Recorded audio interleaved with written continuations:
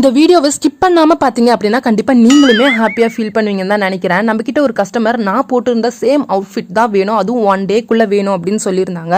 So அவங்க வந்து இந்த ட்ரெஸ்க்காகவே ரொம்ப ஈகராக வெயிட் பண்ணியிருந்தாங்க. ஸோ அந்த 1 டேக்குள்ளே ரொம்ப கஷ்டப்பட்டு நான் இந்த ஆர்டர் அவங்களுக்கு டெலிவர் பண்ணேன்.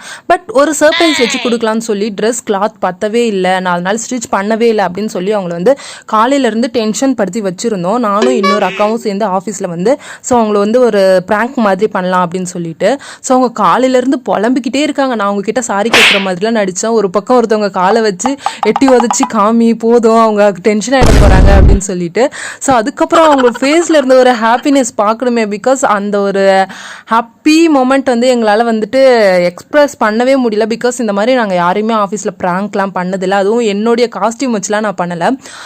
ஆக்சுவலாக அவங்க ரொம்பவே டென்ஷன் ஆகிட்டாங்க. ஸோ அந்த அவுட்ஃபிட்டை பார்த்த உடனே எனக்கு அவங்களுடைய வேர்ட்ஸ் எல்லாம் நான் சொல்லவே முடியாது. பிகாஸ் காலையிலேருந்து ரொம்ப டென்ஷன் படுத்தி வச்சுருந்தோம்.